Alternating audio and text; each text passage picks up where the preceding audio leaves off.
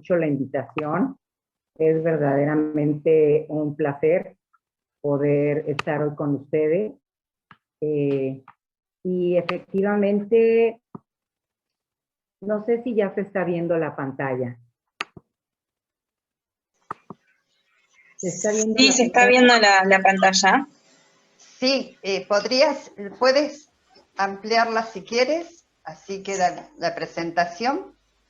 Ahí está, ahí se ve Ahí está, perfecto. Ana. perfecto. Qué bueno. Bueno, pues muchísimas gracias. Agradezco muchísimo la invitación. Realmente estar en lugar de Roberto Guimarães es todo un placer porque es mi amigo, fue mi profesor y es un hombre verdaderamente importante en el campo de la sustentabilidad y de la crisis ambiental. Voy a dar inicio a la conferencia.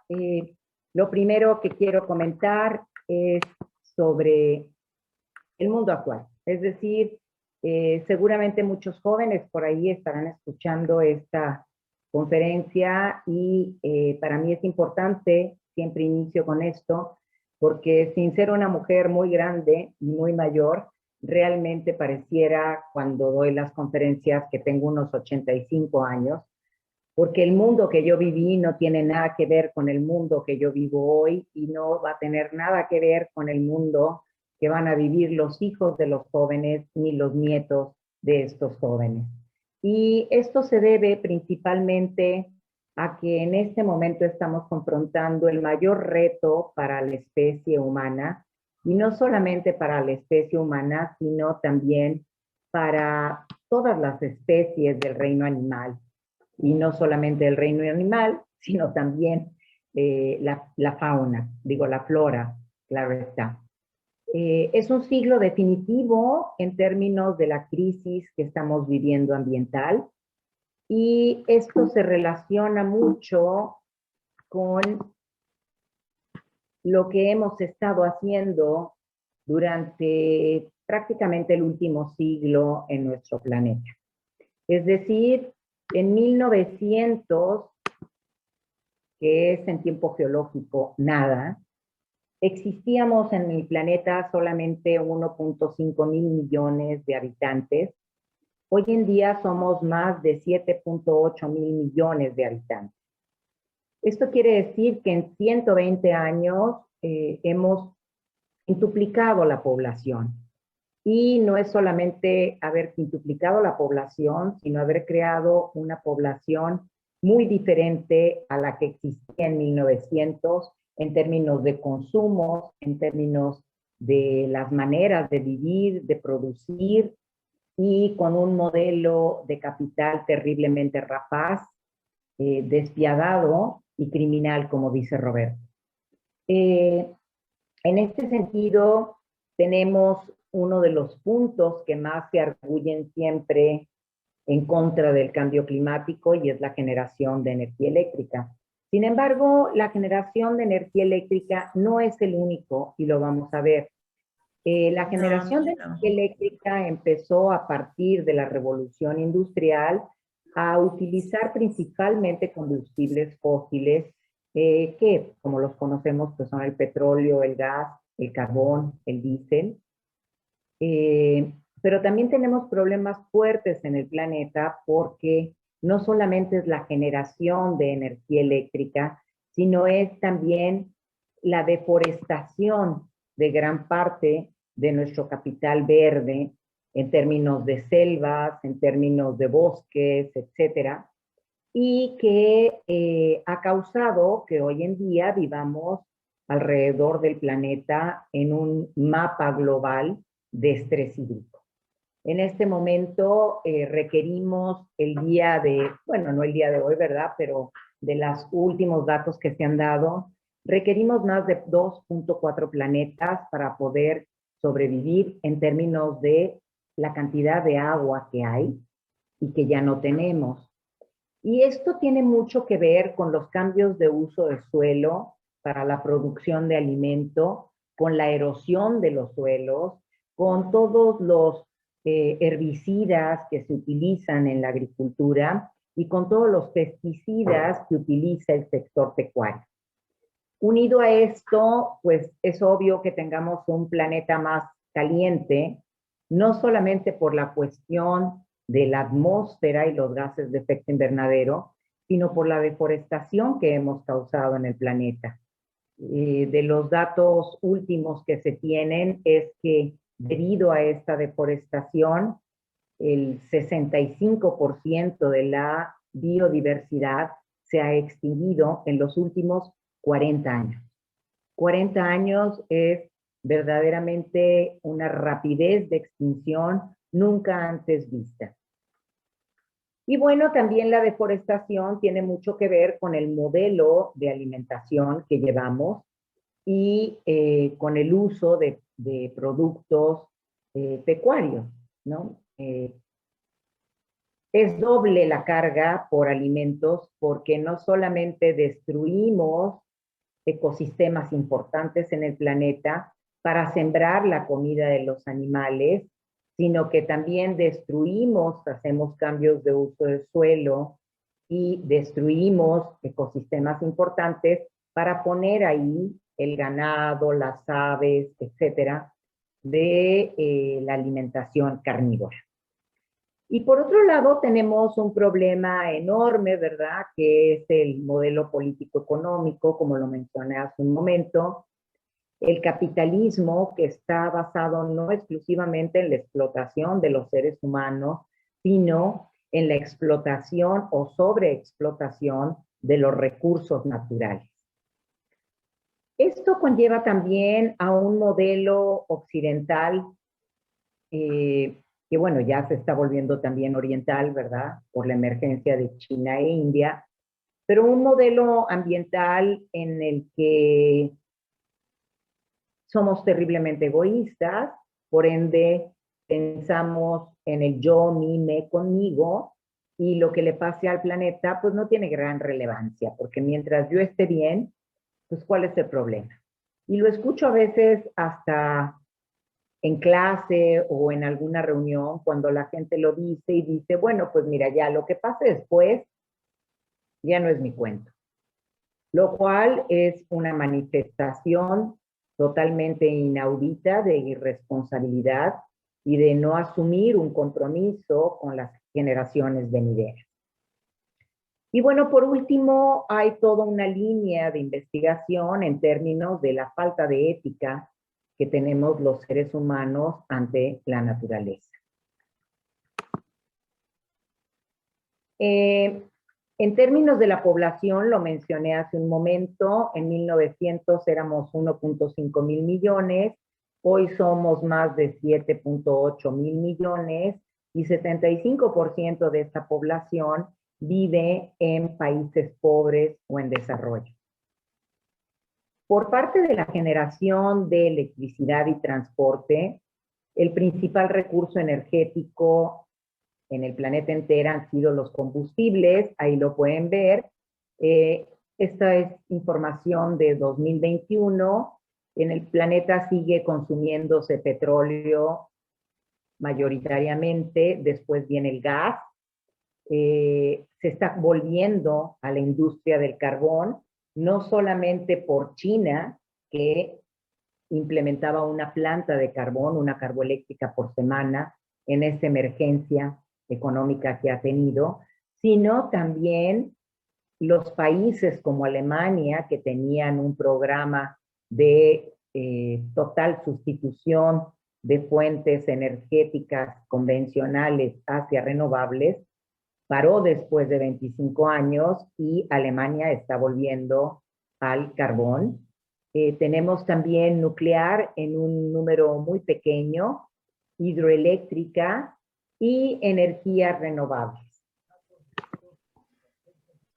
Por otro lado, en términos de la deforestación, con la deforestación estamos comprometiéndonos doblemente porque no solamente estamos llenando la atmósfera de CO2 proveniente de combustibles fósiles, de erosión de suelos, de producción de alimentos, de otros y otros factores más, sino que estamos destruyendo el principal elemento natural sobre el continente que nos puede no solamente termorregular el clima ante el calentamiento global, sino que es uno de los principales elementos productores y captadores de recursos hídricos.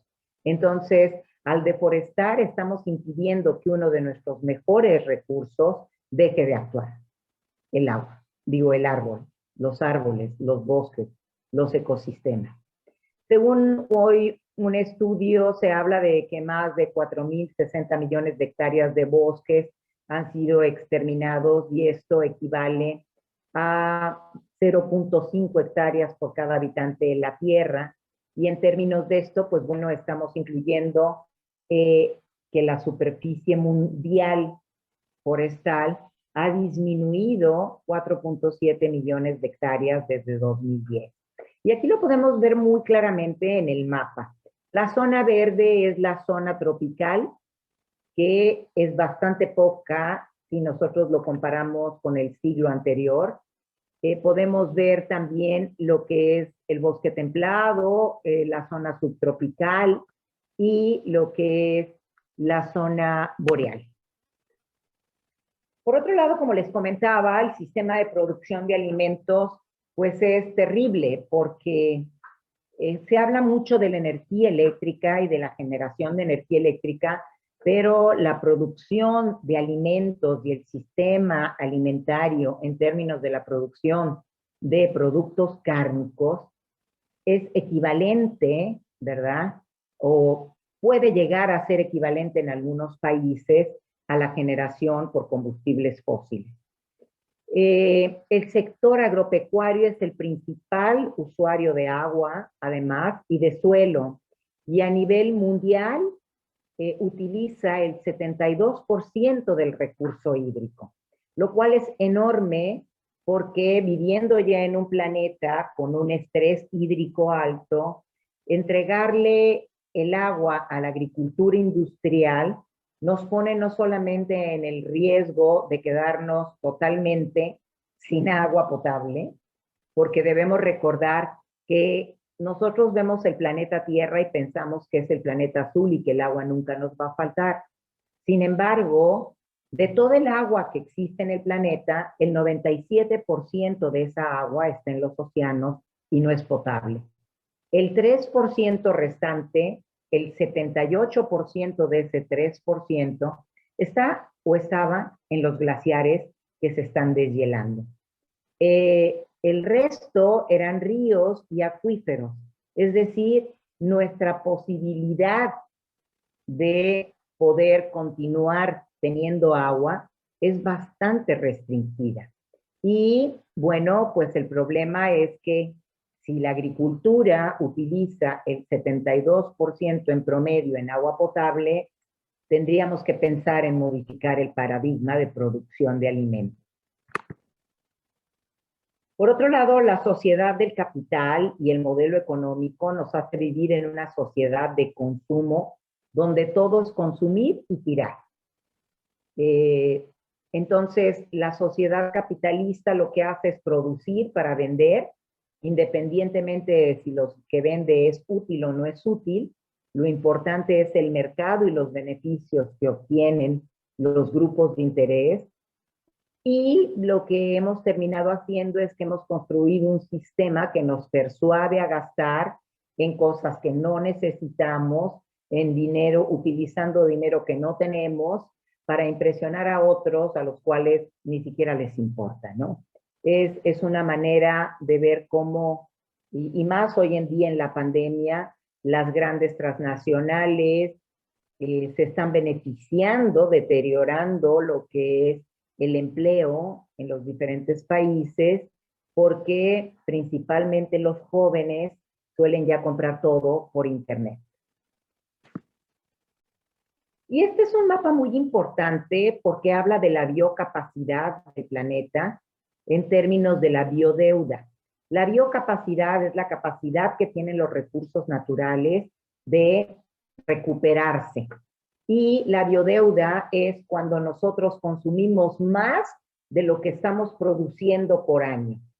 Por ejemplo, no sé cuál será la biodeuda de Argentina, pero si lo vemos aquí, al parecer no es tan grave. En términos de México, México ya tiene consumiendo desde hace 4 o 5 años los recursos del siguiente año porque no están alcanzando a poder recuperarse. Ana, hay algunas preguntas, no sé si las quieres contestar. Por supuesto, adelante. Sí, pregunta Alfonso González, dice, en términos de estilo de vida, ¿usted recomendaría disminuir o eliminar el consumo de proteínas de origen animal con objeto de reducir el impacto en la generación de gases de efecto invernadero de la producción ganadera?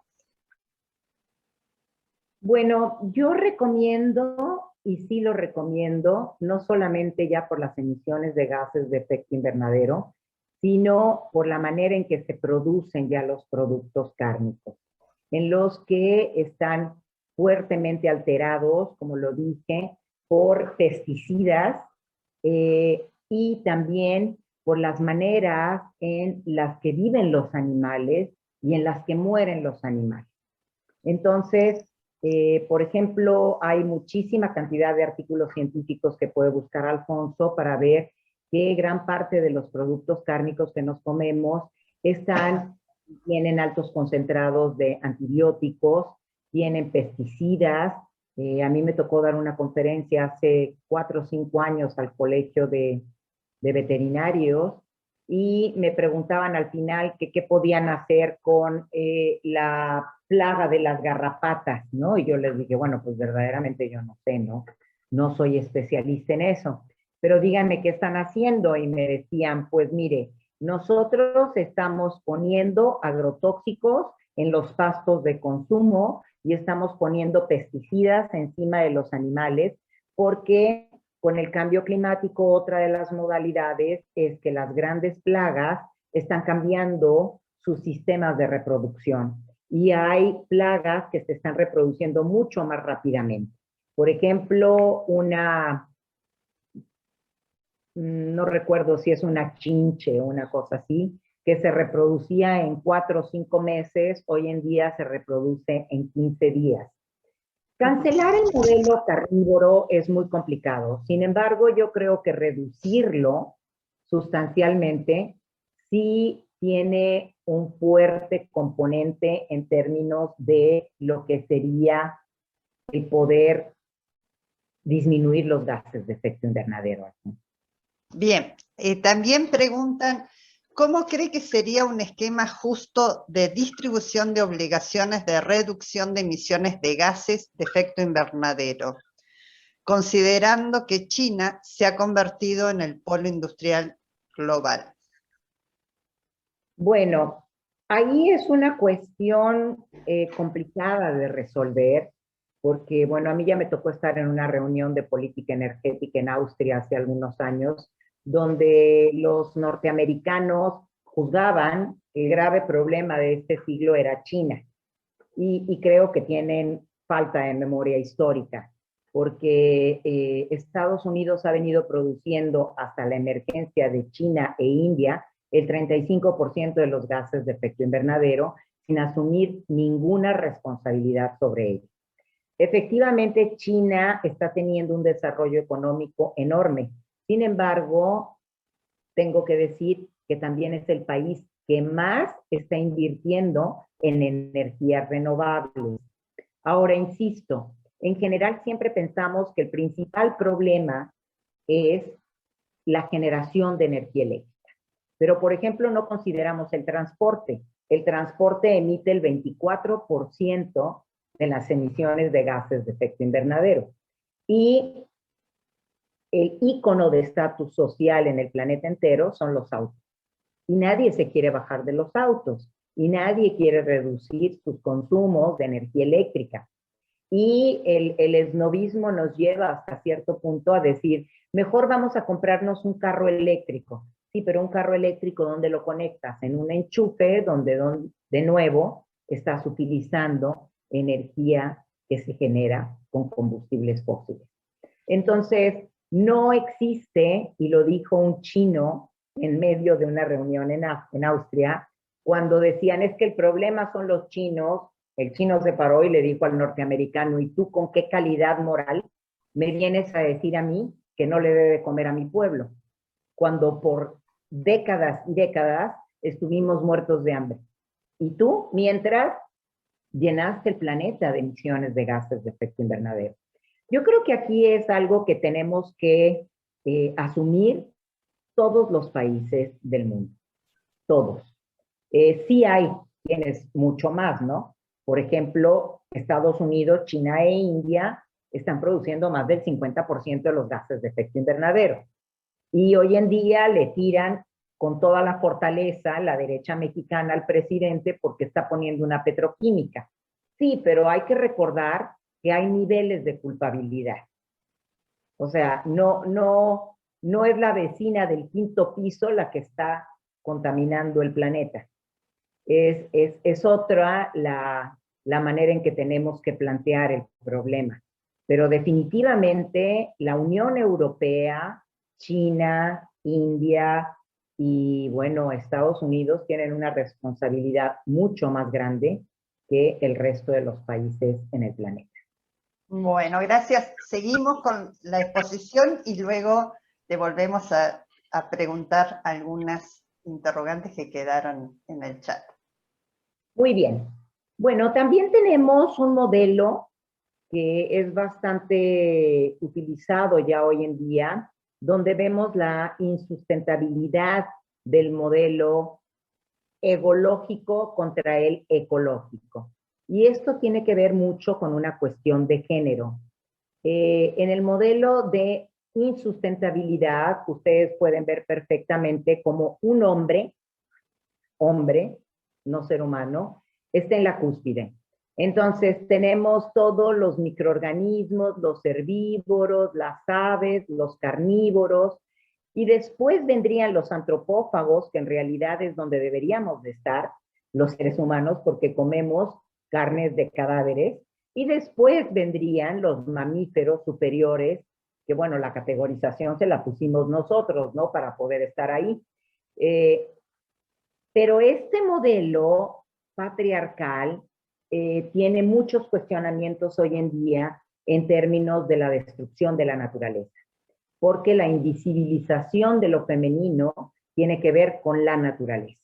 Un ejemplo que yo pongo siempre a mis alumnos en México es la cuestión de la violencia de género en México, porque es uno de los países con mayor feminicidios por día. Cada 4 horas, 3 mujeres son asesinadas por feminicidios.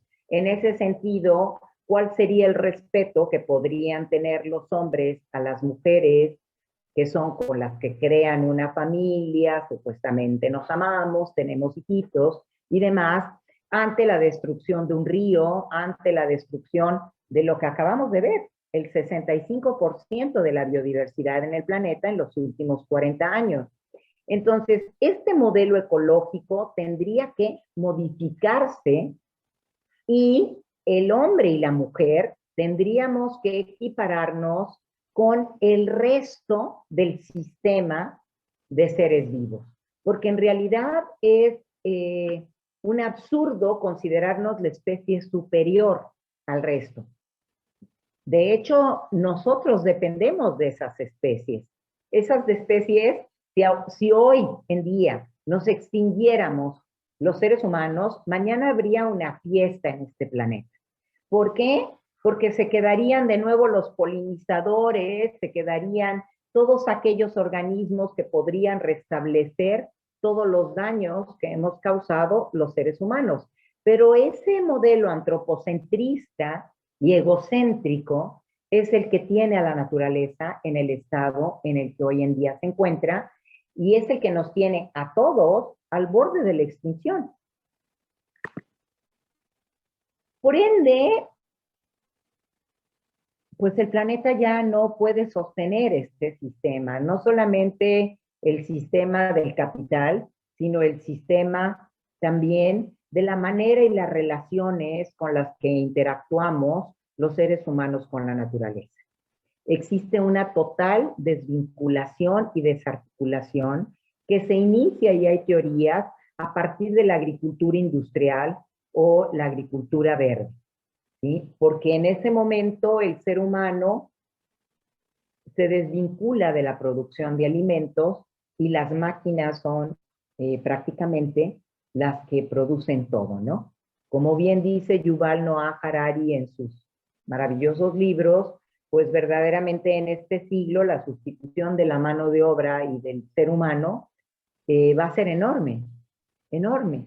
Entonces, todos vamos a ser manejados como simples algoritmos y habrá muy poca posibilidad de empleo. De hecho, el propio Harari menciona que para los jóvenes habrán de transitar en este siglo por 5 profesiones diferentes para poder sobrevivir.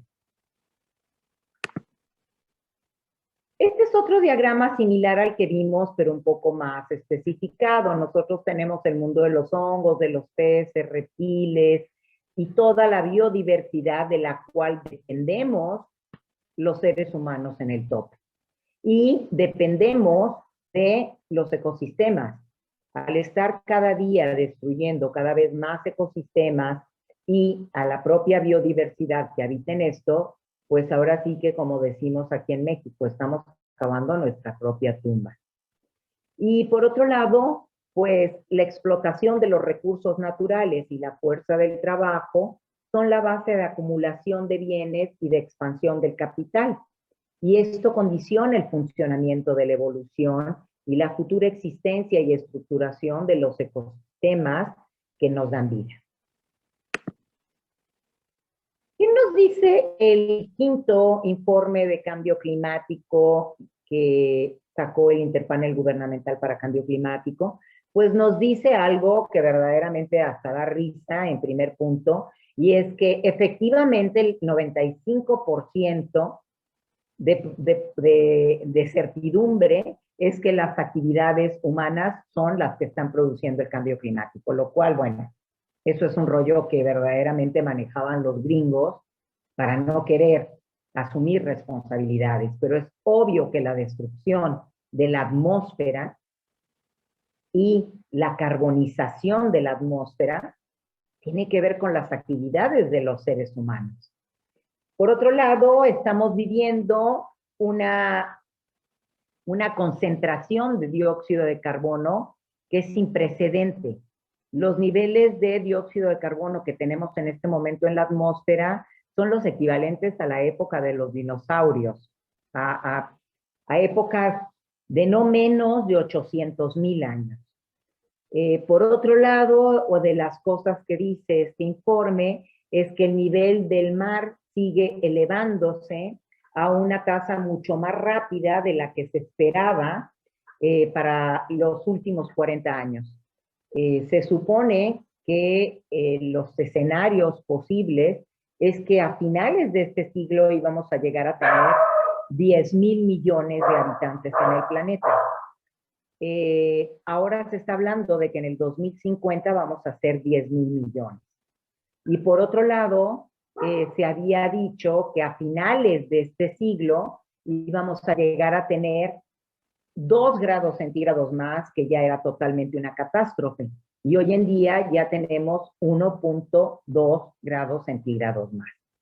Entonces, en las últimas 2 décadas, lo que es Groenlandia y la Antártica se han deshielado a unas tasas de velocidad enormes, y con esto estamos eliminando el efecto albedo que producían, en el sentido de que la radiación del sol al llegar a la Tierra con los polos se reflejaba una parte en el planeta, permitiendo el equilibrio de la temperatura, pero otra parte era reflejada de nuevo al espacio. Hoy en día, al reducirse todos los casquetes polares, lo que estamos teniendo es que ya no se refleja esa radiación solar, sino que esta entra y se refracta en lo que es el océano. Y con esto calienta la primera termoclina del océano, que hace que cambie la densidad, que cambien las velocidades y que tengamos huracanes y eventos hidrometeorológicos extremos con fuertes amenazas y muy alta vulnerabilidad. ¿Qué sucede al estarse elevando deshaciendo los casquetes polares, pues que se esté elevando el nivel medio del mar. Si ustedes entran y ven en las páginas de NASA, pueden ver ya muchas islas del Atlántico que están totalmente ya cubiertas por agua.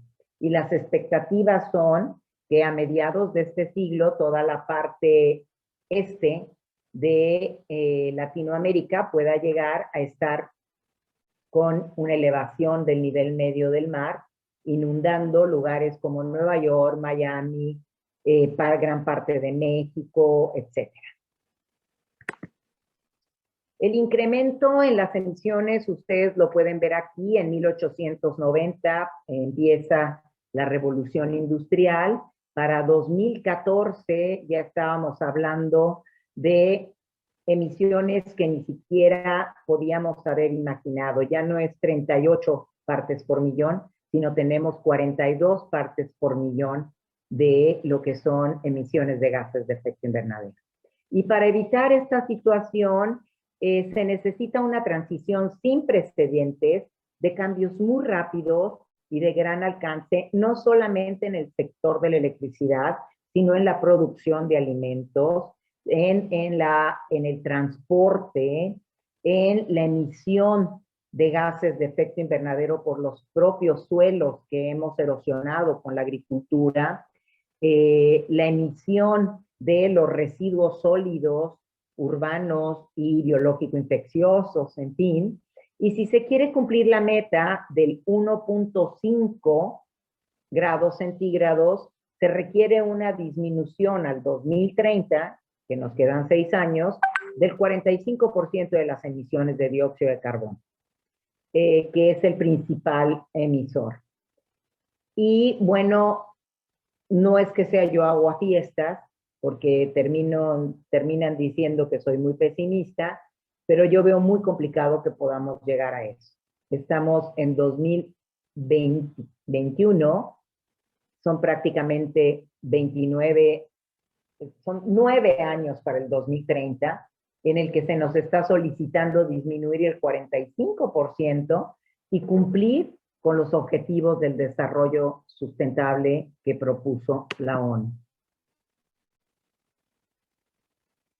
Bueno, los riesgos en términos del cambio climático pues, son enormes, ya los estamos viviendo, una alta vulnerabilidad en eventos hidrometeorológicos extremos, aumentos en el nivel medio del mar, migraciones por elevación de la temperatura, disponibilidad de agua por el inmenso estrés hídrico que está viviendo el planeta. El caso más radical pues es África, ¿no?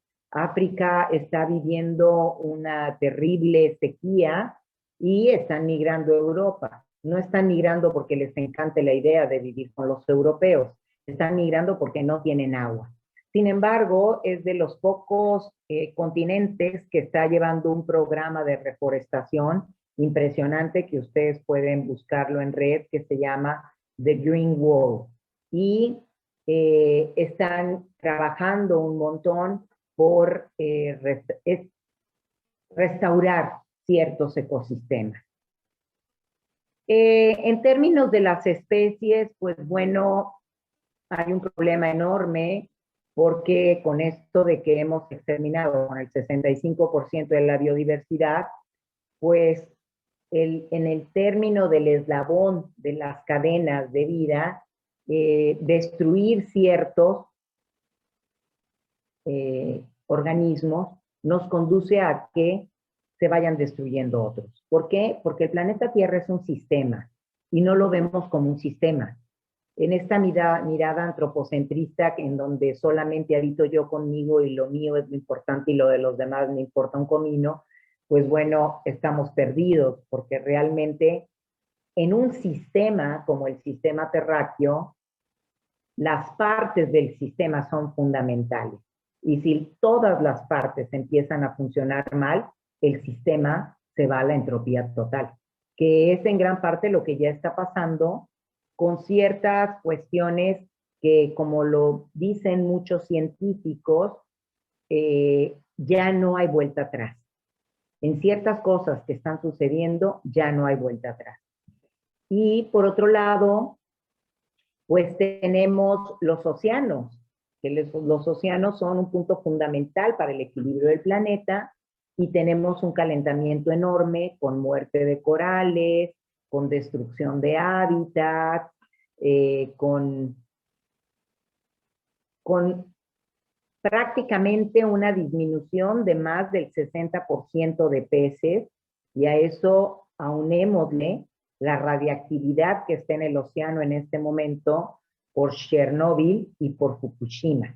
Si ustedes se meten y buscan que se vea en vivo la radiactividad, se van a dar cuenta por colores cómo es un sistema. O sea, la radiactividad de Fukushima no se queda en Fukushima, ni la de Chernobyl se quedó allá. Está en los océanos de todo el planeta. ¿Cuál es el paradigma que nos ha llevado a esta situación tan deplorable? Pues el sistema económico. El sistema económico que tiene que ver con esa idea que tenemos de que en el modelo occidental los seres humanos somos lo que tenemos. Y ese modelo lo que implica es que para el capitalismo el sistema económico está planteado como un crecimiento ilimitado, sin considerar que vivimos en una biosfera con recursos limitados. Entonces, para seguir produciendo el capital que se está produciendo, necesitamos seguir destruyendo el capital verde que nos mantiene vivos. Y esto es un problema terrible, porque del 100% de la economía en el planeta, el 92% del dinero se encuentra en el 4% de la población mundial. O sea, más claro no puede ser. El capital es un sistema verdaderamente criminal y del que todos somos cómplices. ¿Por qué?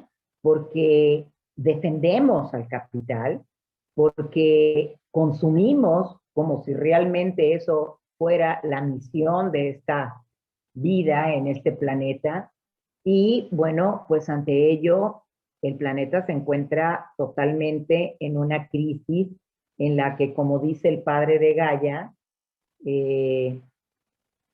pues está entrando ya en focos rojos. Y ante ello, pues cuando el planeta entre en una entropía total, va a ser muy complicado poder restablecer el equilibrio. ¿Qué se requiere para abordar los problemas actuales? Bueno, necesitamos pasar, como dice Fritjof Capra, a un crecimiento extractivo y cuantitativo, de ese crecimiento económico ilimitado a uno multifásico y cualitativo. Tenemos que asumir que habitamos en un sistema y que en el sistema, depende de todas las partes que constituyen al mismo. Todos tenemos una responsabilidad que asumir. Y también se requiere construir un sistema de dar respuesta en la ciencia y el desarrollo tecnológico. Porque bajo la perspectiva de Norteamérica en términos de desarrollar tecnologías para la resiliencia, pues eso no va a funcionar. O sea, el problema no es ver cómo vamos a resistir, el problema es ver cómo restaurar, conservar, que no tiene nada que ver con resiliencia. ¿Por qué tenemos que cambiar el modelo? Pues porque el universo está conectado y todos somos parte de esta conexión.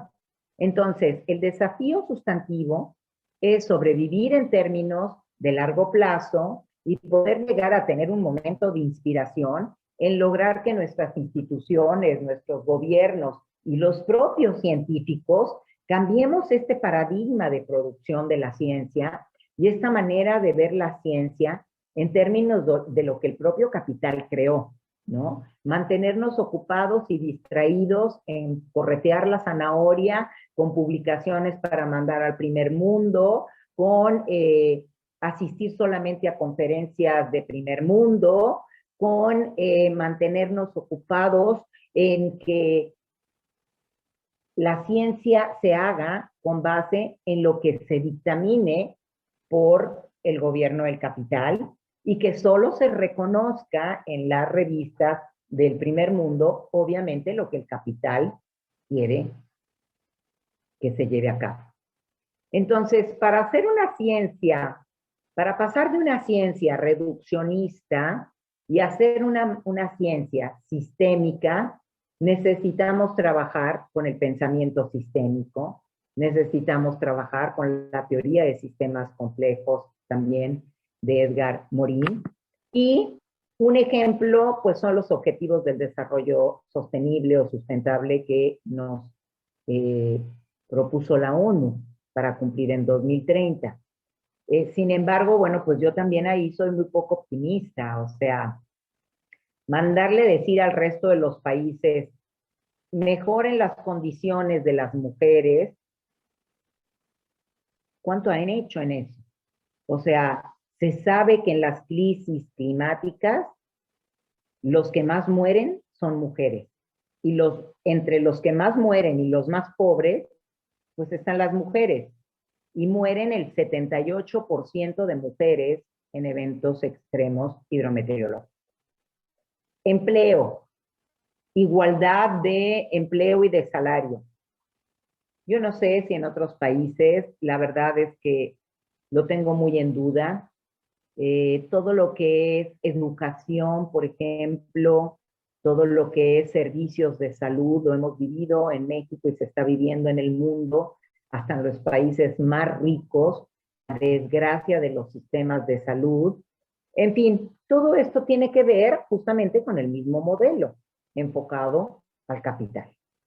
Entonces, todos son problemas sistémicos y para resolverlos tenemos que pensar en los cambios hidrometeorológicos, en las tormentas, en los huracanes, etcétera, como problemas sistémicos. No es que hay el cambio climático, porque bueno, por lo menos en México ya se volvió políticamente el causante de todo lo que sucede en este país, el cambio climático.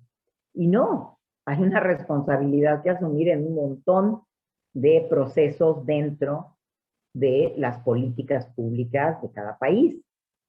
Las migraciones y las guerras civiles por despojo de recursos naturales, pues no podemos dejarlas de lado, ¿verdad? Los países más ricos son ricos en economía, sin embargo, no tienen recursos naturales. ¿Qué están haciendo? Extraer de otros países los recursos naturales. Las guerras se están dando por agua en este momento más que por petróleo.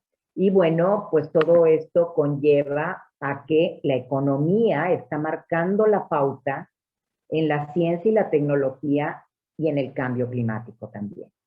Es decir, no significa no tener crecimiento económico, sino establecer un equilibrio que tenga que ver con un crecimiento cualitativo que no incluye al PIB, además, como la medida de calidad de vida, porque es considerar una económica de ganancia en términos de destrucción también.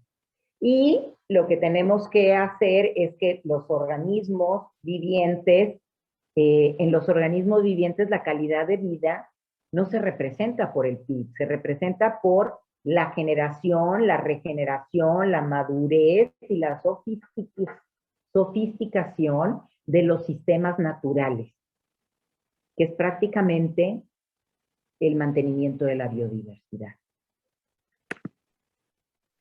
Y desde el punto de vista ecológico, pues existe un mal crecimiento. ¿Por qué? Porque el crecimiento es en producción y servicios sin considerar los costos ambientales de las comunidades y de la producción basada en sustancias tóxicas.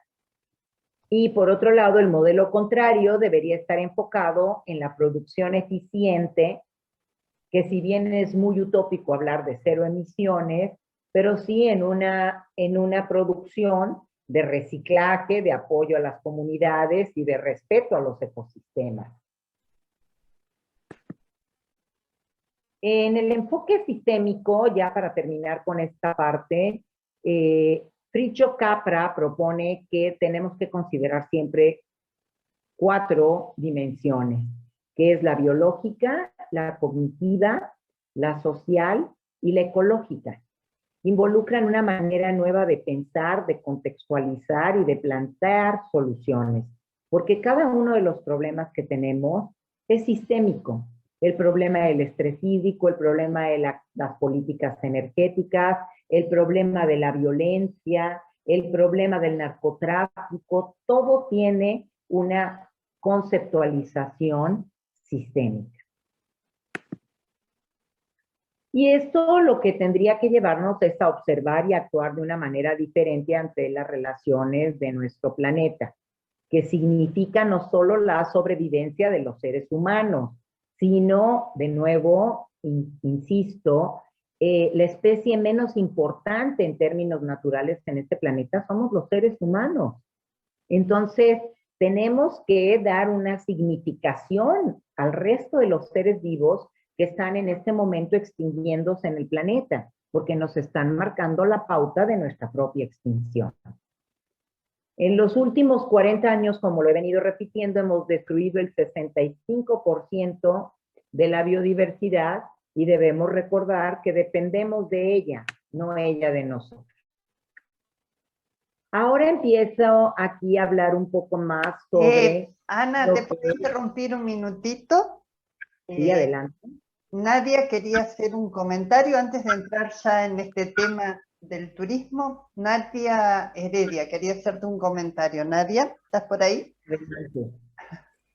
Sí, aquí estoy. No, pensé que era al final. Es sobre un punto que trabajaste en unas placas anteriores, donde, bueno, se mostraba, ¿no?, que en esa pirámide no estaba el hombre, y bien resaltabas, digamos, solo el hombre, ¿no?,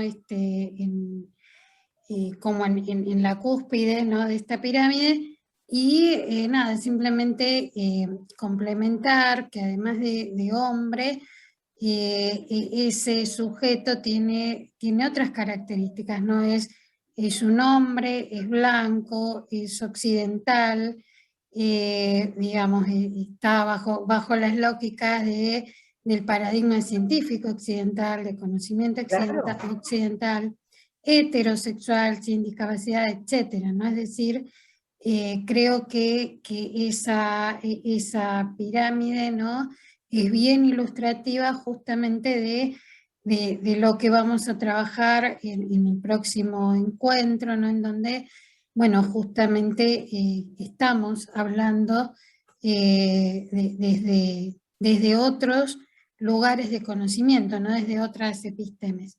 Simplemente acotar eso. Ana, muchas gracias. También, es muy importante lo que acabas de mencionar.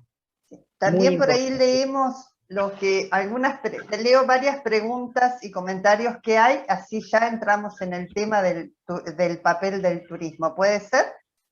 Adelante, con gusto. Romina Altamiranta preguntaba, con la pandemia hubo algunos cambios que afectaron ciertos lugares. ¿Cree que eso sea una manera de ayudar a seguir cambiando, mejorando el medio ambiente? Tatiana Roque pregunta, igual yo creo que no es una responsabilidad exclusiva de los vegetarianos y veganos. La crisis social es social de civilización. Patricia Hernández hace el comentario, puede ser que China invierta en energía renovable en su país, pero en otros países construyan represas, formen parte de los directorios de las petroleras como socios. Dice en Argentina, Verónica García dice, en Argentina, en Neuquén, siguen poniendo represas. En el Nahueve, que es uno de los ríos de la provincia, está solo reclamando por su tierra.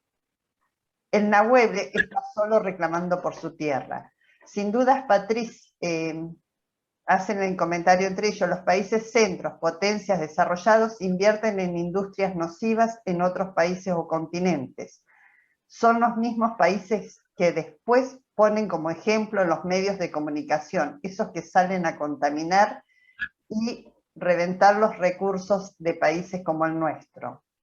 Ahora, ¿qué fuerza tiene el pueblo para luchar contra tanto poder? ¿Qué que dice preocuparse por el cambio climático, pero hace dinero con sistemas de consumo totalmente negativos para nuestro planeta. El problema está ahí y lo vemos todos, y las soluciones, ¿cómo son? Individuales, de pequeños grupos. Nuevamente Verónica dice, muy buena la exposición y los datos referenciales y completamente elocuentes. Queda grabada la charla, sí queda grabada, Verónica. Buenas tardes. La radioactividad, pregunta Marcelo. La radioactividad de las pruebas en las Islas Marshall. Las pruebas de bombas de Estados Unidos en el océano también dejan contaminantes radioactivos. César García dice, perdón, pero las leyes defienden el capital. Y bueno, dice, Elizabeth Maggi dice, García César, no solo las leyes lo defienden, la sociedad en general es lo que defiende. La ciencia también responde a las lógicas del capital y eso se presta a profundos debates actuales, nuevas epistemologías. Daniela Ñuncufi dice, lamentablemente los migrantes climáticos en su mayoría son de países africanos, que menos emisiones registran, pero pagan las consecuencias que generan los países desarrollados. Y bueno, en la última dice, bueno, exacto, de eso se trata, tener un pensamiento ambiental. Y como Bárbara Pose dice, ¿cómo propone usted que se haga ese cambio en el modelo económico actual? Esos son los comentarios, si querés, y las preguntas, querés responderlas en un rato y luego pasar ya al tema del turismo, ¿puede ser?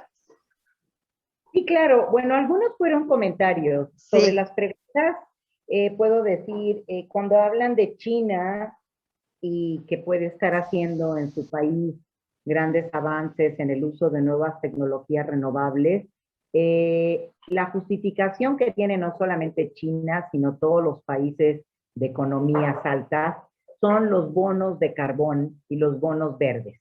Es decir, es un negocio también justificado en el que yo le pago a México un proyecto en el que va a producir un montón de gases de efecto invernadero, y lo que yo le pago de este proyecto, no, al revés, va a producir un proyecto de eficiencia energética en México y yo se lo pago China.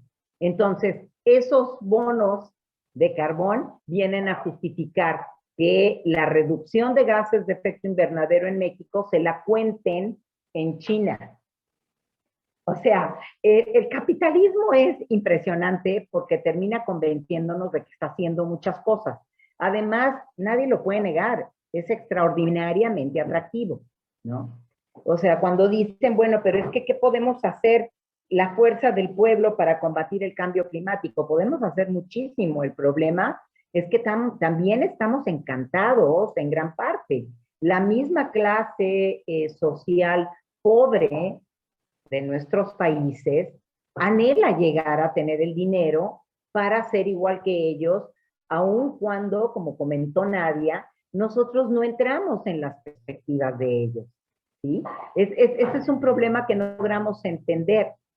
Es decir, hace algunos años en México, o décadas, hubo un presidente, bueno, un candidato para presidencia de la izquierda, que cuando uno le preguntaba a la gente, oye, ¿por qué no quieres votar por él? Si es un tipo brillante. Y nos decían, porque es muy feo. Y les decía, oye, pues es que si por feos habría que votar o por guapos, pues el 80 o el 90% de este planeta nos tendrían que sacrificar porque no cumplimos con los requerimientos que te pide el capital que tengas.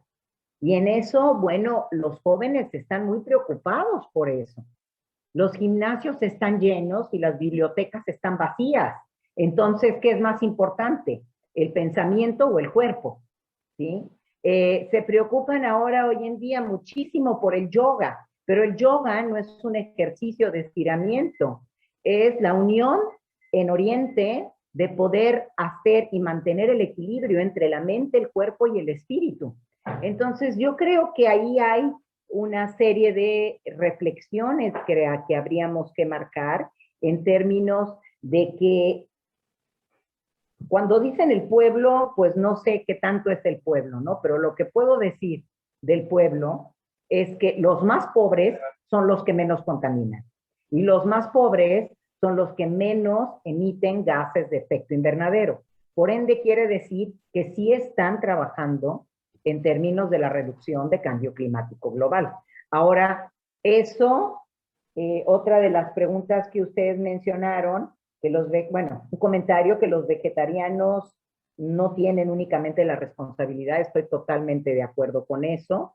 Insisto, hay todo un programa que se está promoviendo a nivel planeta que con simplemente dejar de comer carne los días lunes se disminuiría hasta un 20% total de las emisiones que genera el sector alimentario. Si a eso le aumentamos 2, 3 días, pues bienvenido sea. Y ahora, que sea una tragicomedia no comer carne un día, pues tampoco es que sea así, más con todas las opciones que hoy en día se están promoviendo para la sustitución de proteínas en vegetales.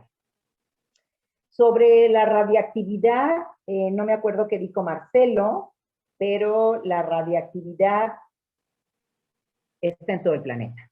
Como les dije, se pueden meter a ver los mapas y pueden percatarse de que por lo menos la de Fukushima y la de Chernobyl están en todo el océano. ¿Las leyes defienden el capital? Por supuesto, porque las leyes están unidas en gran parte, son el capital, ¿no? ¿Qué buscan los políticos a nivel mundial? Tener el poder por medio de ¿qué? Por medio del capital. Entonces, van a seguir defendiéndolo porque reciben grandes beneficios de ello. Y cómo poder llegar a hacer un cambio en este sentido de la economía, yo creo que es algo que se está trabajando ya en varios países en el mundo.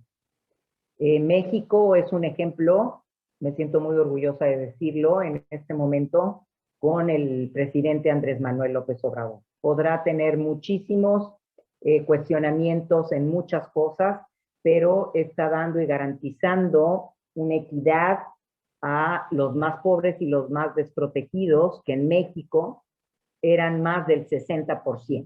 Es decir, en México solamente el 4% de la población económica activa recibía más de 18,000 pesos al mes, que esos son alrededor de $800. Hoy en día se están dando becas para los chicos, para los niños, para las madres, para los discapacitados, para los ancianos, etcétera. Y está habiendo programas muy interesantes en términos también de cambios de economía en muchos ámbitos de la producción en el país. Y creo que Argentina está también trabajando en muchas áreas, lo está haciendo también otros países. Bueno, tenemos la emergencia de Chile ahora, que esperemos que cambie gran parte también de la situación. Y hay muchos otros países en el mundo que lo están logrando. Yo voy a continuar, si te queda por ahí una pregunta sí, y quieren... la leemos al final, Ana, sí, continúa. Sí, sí. Adelante. Permíteme un momento. Emi, mételos. No porque se saltan, Emi.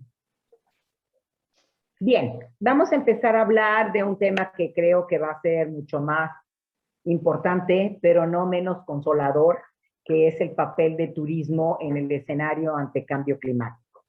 Y en este sentido, bueno, el turismo es una inmensa fuente de gases de efecto invernadero. Y en los últimos años, el turismo ha duplicado la emisión de gases de efecto invernadero de un 4% a un 8%, que ya puede ser el equivalente a la contaminación de metano por las vacas en el planeta o el efecto que tiene otros tipos de actividades emisoras de gases de efecto invernadero. Hay un trabajo que se publicó por la revista Nature Climate Change, donde se habla de que se elevó el porcentaje de las emisiones achacables a los turistas, hasta el 8%, que es lo que les acabo de mencionar, una cifra que cuadruplica las estimaciones precedentes y supone que nos estamos igualando a lo que emiten los coches en el planeta o los carros o el metano expelido por las vacas, según la fuente, que es alrededor de un 8 o 10%. El turismo es una de las actividades que más contribuye al cambio climático, pero también es a la vez una de las actividades que más va a sufrir con el cambio climático por la vulnerabilidad de los ecosistemas, por el estrés hídrico, por varias cuestiones más. La responsabilidad del turismo en las emisiones de los gases de efecto invernadero, según un nuevo estudio que se ha desarrollado, es 4 veces mayor de lo que se había estimado hasta el presente. Este trabajo, que se publicó en 2018, lo que nos dice es lo que mencioné en la lámina anterior.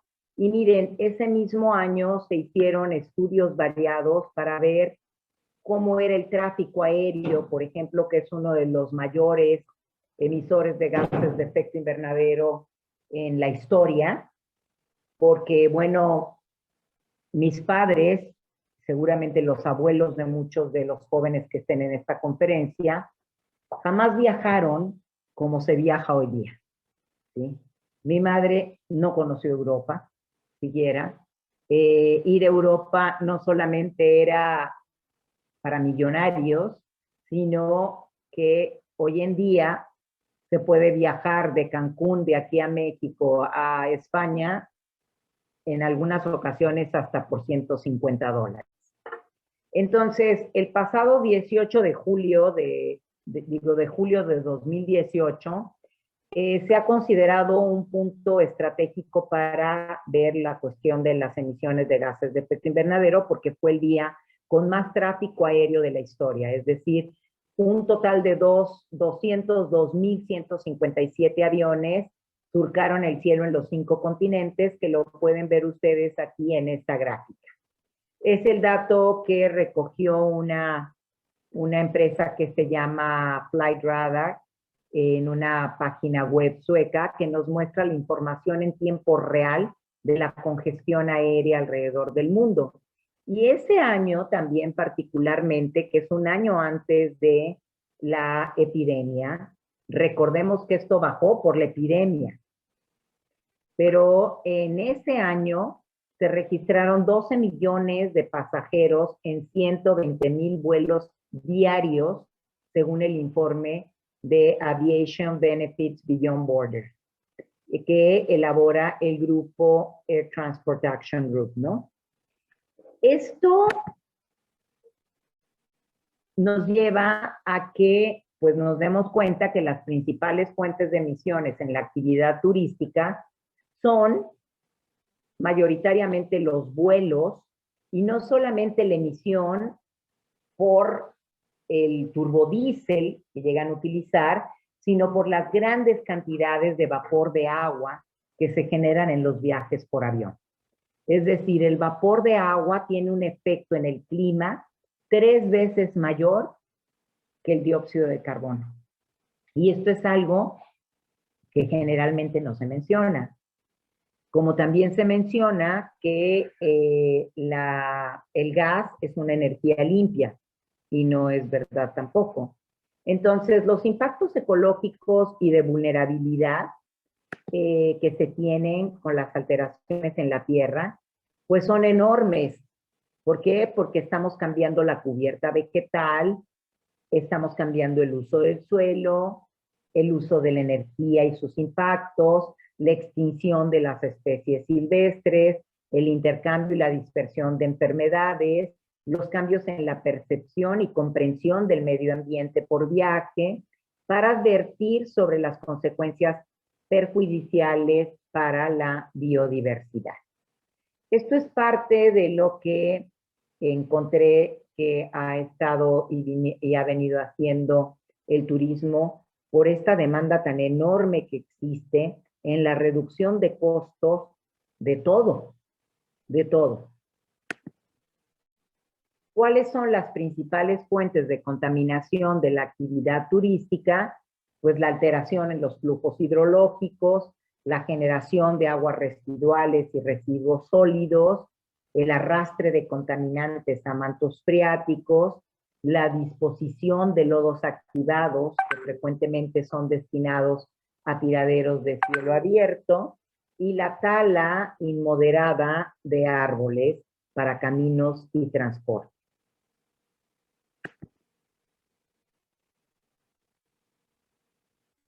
Quise hacer un ejercicio de ver cómo, porque no encontré muchas publicaciones sobre cómo reducir las emisiones de un fenómeno que crece a una época de crisis y tras el que hay tantos intereses económicos como puestos de trabajo, como es en el turismo. Ahí, pues bueno, yo creo que tendríamos que reducir los viajes en avión e incentivar el turismo local. Pienso en países como Argentina, México, Brasil, bueno, Latinoamérica en general, que en una cuestión manejada totalmente por el capital, nos hacen creer que lo importante es ir a conocer Europa. Y sí, bueno, tiene cosas admirables. Sin embargo, yo conocí primero toda Europa y gran parte del planeta antes de conocer Latinoamérica, y la verdad es que es inmensamente rico el continente en el que vivimos, y creo que dentro de cada país no se conoce por su propia gente los sitios que tenemos y la grandeza que tenemos, sobre todo en México y en Guatemala y todos estos países donde todavía tenemos grupos étnicos fundamentales, como también los tiene Argentina. Yo creo que otro punto importante es modificar la regulación en los vuelos. O sea, es verdaderamente indignante subirse a un vuelo y que inmediatamente te traigan una bolsa con 3 cubiertos de plástico, te sirvan en un vaso de unicel, café o agua, cuando el unicel está comprobado que tarda por lo menos 2.000 a 3.000 años en biodegradarse. Es increíble, yo no sé cómo sean actualmente los vuelos en Argentina, hace años que fui, pero es increíble cómo tú pides un café y para tomarte un café te traen la bolsita de la crema sintética, la bolsita del café sintético, el agua caliente en un vaso de unicel, una cuchara, una bolsa de plástico donde va la cuchara, y todo eso en términos de gases de efecto invernadero es enorme, enorme. Es decir, la producción de gases de efecto invernadero por los productos que se utilizan en los vuelos es verdaderamente un crimen. Producen enormes cantidades de residuos sólidos que creo que esto tiene que regularse, definitivamente, porque no solamente es un robo a mano armada en términos de los costos en los que te venden la basura que te comes en los aviones, sino es un costo enorme el que ellos no se responsabilicen de los residuos que producen. Pensando en esta divagación que me puse a hacer, bueno, me gustó esta propuesta también de la OMS, sobre todo en este momento de pandemia, en donde habrá que educar y tener una tendencia que tenga injerencia en el turismo, porque la propia OMS explica que para entender el tipo de influencia que se tiene en la salud humana, se requiere de una nueva perspectiva que esté enfocada y concentrada en los ecosistemas y en el reconocimiento de que el fundamento de la buena salud de las poblaciones en el largo plazo depende en gran parte de estos ecosistemas. Es decir, si nosotros seguimos turisteando de la manera en la que estamos haciendo, pues bueno, el agua ya es punto y aparte.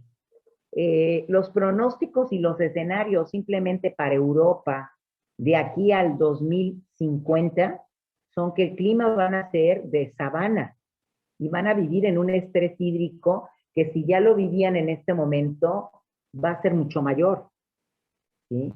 Recientemente nos tocó ir a Suiza y yo dije, bueno, qué barbaridad, este país es la perfección para venirse en términos de que nunca va a faltar el agua. Y resulta que al regreso viene una estudiante mía que hizo la tesis y me dice, porque ella hizo su maestría allá, no maestra, es que todo es sintético, los glaciares, las tierras nevadas, todo está construido de manera natural y están en estrés hídrico. O sea que verdaderamente el problema fundamental de no mantener, conservar y restaurar ecosistemas es principalmente el recurso hídrico. Eso entre muchas otras cosas más, porque hoy en día tenemos también una gran cantidad de turismo que lo que quieren no es ir a un hotel 5 estrellas, a meterse en una alberca, emborracharse hasta caerse, sino que lo que quiere el turismo más sofisticado es ir a conocer las reservas naturales, es ir a conocer los grupos étnicos, es poder conocer la cultura local, y esto tiene mucho menos impacto en términos de gases de efecto invernadero. Encontré sí varias publicaciones que hablan de que se recomienda volar menos y pagar más como medida de compensación por la huella de carbono. Es decir, hoy en día, si ustedes hacen su huella ecológica, de Ecological Footprint, que lo pueden buscar en cualquier lado dentro de la red, viene para que lo hagan ustedes y a manera individual. Y ahí ustedes van a poder encontrar cuántos planetas están necesitando el día de hoy para continuar viviendo bajo el modelo de vida que están viviendo. En términos de países, por ejemplo, Alemania y Estados Unidos necesitan 6.4 planetas para continuar viviendo como viven hoy día. México necesita 3.6 planetas. Entonces, ahí habría que, de manera sistémica, y vuelvo al paradigma de Bricioff-Capra, que tenemos la necesidad de ver cómo vamos a compensar la huella de carbono, que con el dinero que se reciba, por ejemplo, de pagar más como medida de compensación, se pueda invertir ese dinero en restauración de ecosistemas. Sería un ejemplo.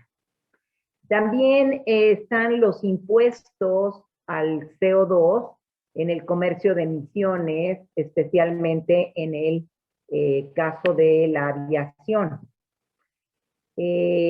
Actualmente estoy participando en un comité de la Secretaría de Medio Ambiente y Recursos Naturales que se llama Sistema de Costos por Emisiones. Y en México ya se inició un programa en el que se les está solicitando a las grandes industrias que con una metodología establecida por diferentes países del mundo se lleve a cabo el inventario que cada industria tiene en el país de emisiones. Y esos países, esos países que tienen este sistema de costos por emisiones tendrán que exigir a sus empresas e industrias que paguen por precios de compensación la huella de carbono que están emitiendo y que con el dinero que se reciba se apoyen proyectos de energías renovables, por ejemplo. Y aquí podría caber pues toda la industria hotelera, por ejemplo. Otra medida más pues son los impuestos al CO2 en el comercio, no me deja ver esta cosita aquí, la última, seguramente ustedes sí lo ven. Déjenme ver si lo puedo mover yo de aquí. ¿Sí? Aumentar la eficiencia energética y el uso de renovables en centros turísticos. Es decir, es increíble que tengamos un problema a nivel mundial de agua potable y los baños de todas las casas se sigan construyendo para desechar nuestros residuos orgánicos con agua potable.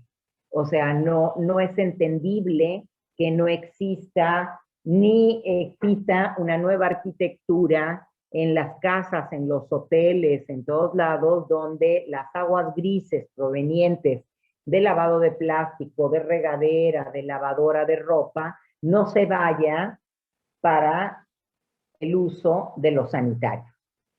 Eso es un punto que también se me vino a la cabeza y constantemente pienso en ello.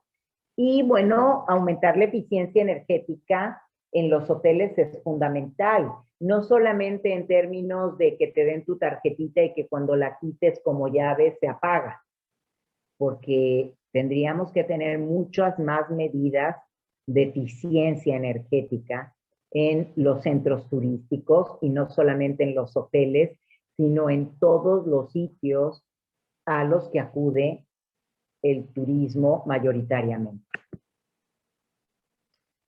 ¿Cómo reducir estas emisiones en centros turísticos? Bueno, pues ya lo puse yo también, el promover el uso de aguas grises para servicios sanitarios y la captación por lluvia.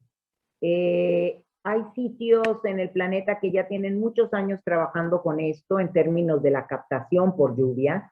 Ya los sistemas que nos venden para captación por lluvia han avanzado tanto que ya te los venden hasta con sistemas de purificación, de tal manera que la lluvia que entra al tanque pasa ya por un filtro y el agua que entra a tu casa ya es casi para beber. También es importante promover el uso de alimentos con baja huella de carbono. ¿Por qué? Porque los alimentos son responsables de al menos el 20% de los gases de efecto invernadero. Otro punto que es muy común es toda esta industria en el turismo de los souvenirs, ¿verdad? Que hace que sea totalmente antisustentable, ¿no? Porque lo que tenemos que hacer es convertir al consumidor en un consumidor sostenible. Es decir, los consumidores sostenibles hoy en día ahorran dinero, son respetuosos con el medio ambiente y tienen una regla sencilla para convertirse en uno de ellos, y es asumir las 3 R: reducir, reciclar y reutilizar. Pensemos en el caso del agua embotellada, que es uno de los negocios más criminales que existen en el planeta por las compañías transnacionales como Nestlé y Coca-Cola. Ellos aquí en México por 1 metro cúbico de agua pagan 40 pesos. 40 pesos son $2 a la CONAGUA, la Comisión Nacional de Agua. Pero ellos ganan 40,000 pesos, que son $2,000 por metro cúbico. Y no se hacen cargo de sus residuos y peor aún, los envases de esas botellas en las que venden agua, pues lo que traen son tóxicos. A lo largo de la última década se ha encontrado que tienen alta toxicidad y más aún cuando se exponen a temperaturas altas. Y dentro de estos envases, los que más alta toxicidad tienen son las tapaderas de esas botellas desechables. Entonces, ahí viene también el promover, el reducir, el reciclar y el reutilizar. Esto me parece que, aunque suene muy vago, no tienen idea la cantidad de cosas que podía reducir, porque utilizar el agua embotellada es verdaderamente, desde mi perspectiva, criminal, no solamente en términos de economía de los pueblos, sino también en términos de salud, de generación de residuos. Y fíjense nada más, viviendo en un planeta donde tenemos estrés hídrico, ¿cómo es posible que para crear cada botella de plástico desechable se utilicen 4 litros de agua? Un absurdo total. Eso es el capital. Para cerrar, yo quisiera hacer una reflexión que creo que podemos llevarnos todos esta tarde, y es que esta pandemia ofrece enormes oportunidades para replantear la actividad turística. Me parece que hay muchas maneras de hacer turismo que no hemos explorado y que serían enormemente benéficas para la conservación de los ecosistemas y la naturaleza. Es urgente replantear ante los tomadores de decisiones planes de manejo integral de turismo nacional con base en la vulnerabilidad que tiene cada país y con base en las acciones de adaptación que estén tomando también los propios países. No todos los países son altamente vulnerables. México, por ejemplo, sí. México está dentro de, creo que es el 10º país más vulnerable ante el cambio climático. Y bueno, para cerrar la plática, pues recordar, porque bueno, yo soy una persona que me encanta viajar y he viajado como loca.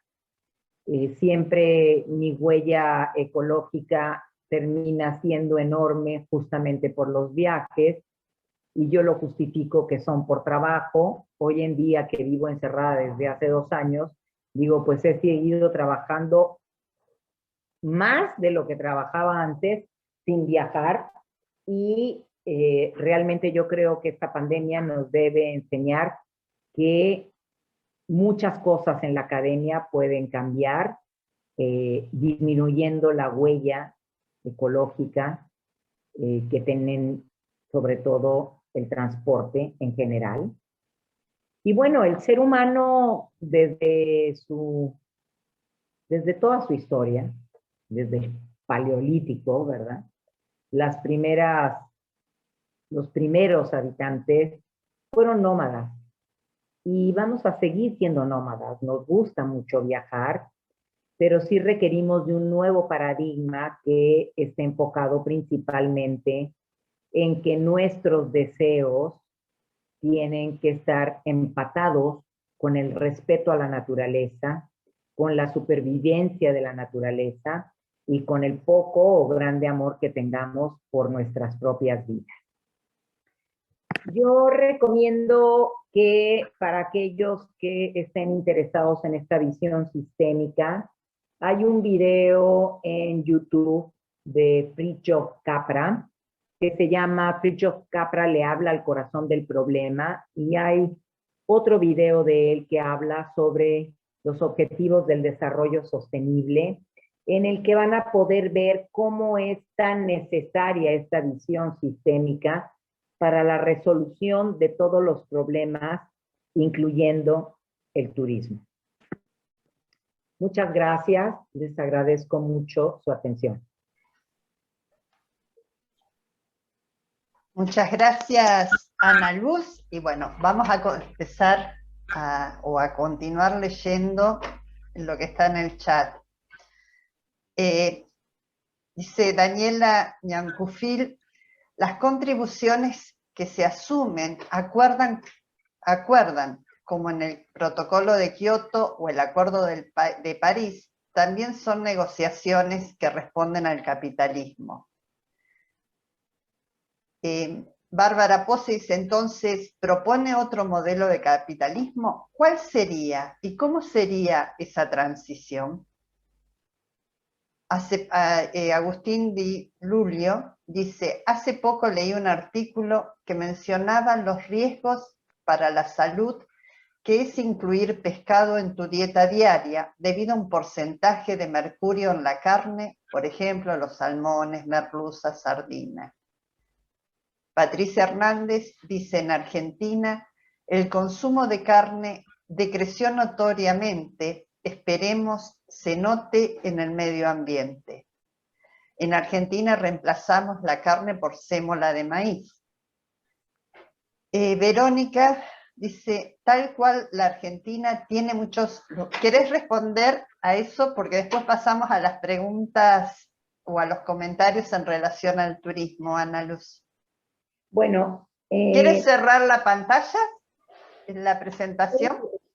No la cerré, perdón. Todavía se está compartiendo. Sí. Dejar de compartir. Perfecto. Gracias. Sí, muchas gracias. Con respecto a la cumbre de París, a mí me parece que es como un club un club de, es como la ONU, ¿no? Aplica siempre en privilegio del capital. O sea, volvemos a lo que mencionaba hace un momento con las preguntas.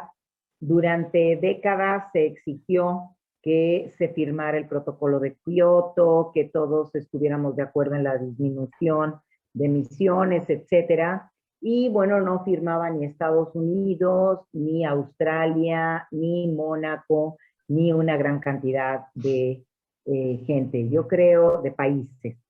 Yo creo que tiene que existir la política pública a nivel país. Yo no creo en los organismos internacionales, no creo en la OEA, no creo en la OMS, lo tengo que declarar, soy bastante escéptica.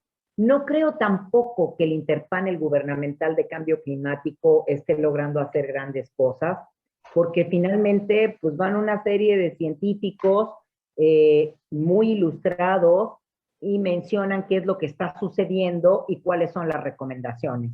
Pero de ahí a que se lleven a cabo esas recomendaciones, pues tiene que ver con los propios países, ¿sí?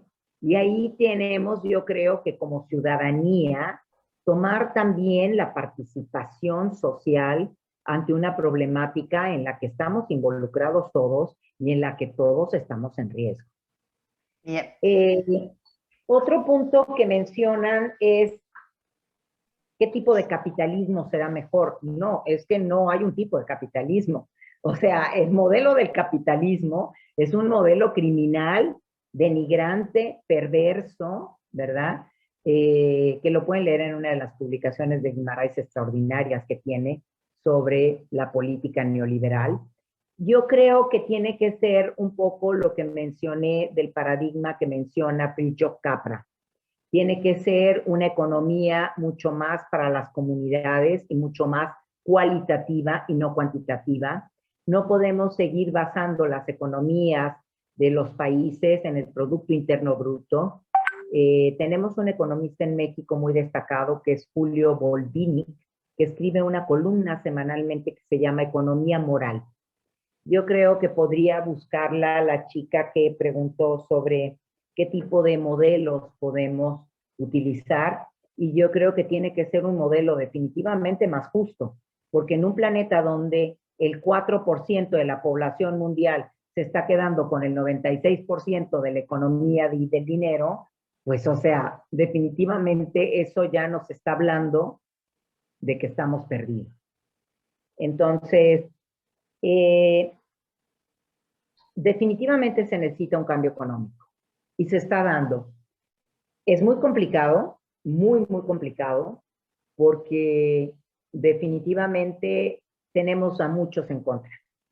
Tenemos los grandes capitales, tenemos el terrible consumo al que nos propicia el capital, que es sumamente seductor y del cual todos nos sentimos atraídos, ¿verdad? Yo cuando viajo y estoy en un aeropuerto y veo algo que me encanta, lo veo y me repito a mí mismo, ¿lo necesitas? No. Tómate una foto mental y llévatela. Sí, pero eso me costó mucho tiempo, muchos años de estudio y demás. Yo creo que ese es el punto fundamental, el modelo económico. Bien. No recuerdo la tercera pregunta o comentario que se hizo. En el tema de que hacía, dice, hace poco leí, que es Agustín Diluyo, es un comentario, dice, hace poco leí un artículo que mencionaba los riesgos para la salud, que es incluir pescado en tu dieta diaria, debido a un porcentaje de mercurio en la carne, por ejemplo, de salmones, merluzas o sardinas. Y que en Argentina el consumo de carne decreció notoriamente, esperemos que se note en el medio ambiente. Bueno, lo que mencionan es cierto. Los riesgos a la salud están en todos los productos cárnicos. Los riesgos, por ejemplo, con la carne de res, está altamente contaminada por antibióticos y por pesticidas, como lo dije, y también por herbicidas. porque el alimento que se les crea, la soya transgénica, tiene también muchos problemas y se utiliza muchos herbicidas como el glifosato, que no han podido ser, pues, dejar de consumirse y de producirse por las grandes compañías transnacionales. En términos de los riesgos de la salud por el consumo de salmón, efectivamente existe una larga lista de publicaciones donde nos hablan que el salmón que se tiene, sobre todo en granjas, es altamente contaminado. Yo creo que gran parte de lo que nos comemos todos los días está contaminado. Una de las cosas que yo siempre incito a los jóvenes es que quien produce sus alimentos es el mayor revolucionario en este momento en el planeta. Y para ello no se requiere tener hectáreas y hectáreas para producir alimentos. Recién acabo de dirigir una tesis de un joven en una comunidad rural aquí en un estado muy pequeñito y pobre, donde la gente nos comentó cuáles son los productos que más utilizan y a pesar de que tienen casas pequeñas y demás, en macetas pueden sembrar gran parte de lo que consumen y ahí estás tú autorregulando lo que te estás comiendo. Y eso también es una responsabilidad que tiene que ver con nosotros. Es decir, si nosotros seguimos yendo a las grandes transnacionales como Walmart, Carrefour y todas estas, pues estamos comprando una manzana que se produjo hace 6, 8 meses en Malasia con glifosato y que de ahí se fue a Argentina y la congelaron otros 4 meses para que llegue a Ecuador 3 meses después, llena de cera y pintada de rojo para que te la comas. Y eso es un absurdo que promovemos los propios ciudadanos y que tenemos una responsabilidad que asumir. Es decir, hay que promover la economía y la producción de alimentos a nivel local. Hay que beneficiar a la economía local. Y eso es fundamental. Hay que pedir y no dejar de solicitar que tengamos una agricultura agroecológica en la que nos ayude no solamente a comer mucho más saludablemente, sino también a poder dar trabajo a la gente y a volvernos a reconectar con la naturaleza. Porque el punto fundamental de toda esta historia de terror que acabo de terminar de contarles es la desarticulación del ser humano con la naturaleza. Bien. Verónica, y ya ahora con el tema de turismo. Verónica dice, tal cual la Argentina tiene muchos lugares turísticos y no, estaría bueno que la gente tome conciencia y le dé lugar principal a lo nuestro. Perdón, y estaría bueno que visiten los lugares turistas. Patricia Hernández dice, son comentarios. En muchos lugares de Argentina se está dejando de utilizar tanto material descartable. Incluso en muchos municipios se prohibió el uso de bolsas de plástico, como también se realiza la separación de residuos y reciclados. Gisela Muñoz dice, a falta de cuarta, reciclarían de higiénicos. No entiendo cómo está escrito. Sería bueno separar una tercera basura de color rojo, ya que hay un poco de reciclación de basura de grupos de vidrio, creo es color negro. María Juliana Gliona dice, me parece que la economía resuelve el tema con las externalidades, ello no soluciona la cuestión ambiental, la cuestión es una cuestión que pasa por los principios éticos. Agustín pregunta, ¿por qué cuesta tanto implementar energías renovables en las comunidades? Mónica dice, existen las tiny house que vienen con un cambio conceptual grandísimo en todos los sentidos, desde la forma de construcción, sus espacios, sus usos. Tiny house es una forma de vida que ojalá llegue a nuestro país. Y vamos a otro comentario, dice, Bea Herrero dice, se trata de reducir las emisiones, Luego del parate global del turismo provocado por la pandemia, municipios, destinos turísticos esperan recuperar la consecuente pérdida económica, como primer medida aumentando las frecuencias de vuelos que faciliten la llegada de visitantes, o apresurar el recupero de arribos de cruceros como salvataje de crisis. ¿Cómo es posible que los efectos del COVID-19 no hayan sido una oportunidad para cambiar el paradigma y realmente modificar la forma en que hacemos o generamos turismo en relación con el ambiente? Y Salvador dice, felicidades, Ana Quintanilla, por la forma en que abordaste el tema y compartir estos datos. Y bueno, muchas gracias, Ana Luz. Muchas gracias. Si quieres responder, porque después son salutaciones y felicitaciones. Si quieres responder ahí. Bueno, gran parte de lo que mencionan, tengo la impresión de que son comentarios. Sí. Más preguntas. En el caso de por qué no promover más las energías renovables, yo creo que ahí también no es fácil para los países porque tendrían que comprometer la energía a un recurso que no necesariamente es continuo, es intermitente. Es el caso, por ejemplo, de México. Tenemos energía solar y tenemos energía eólica.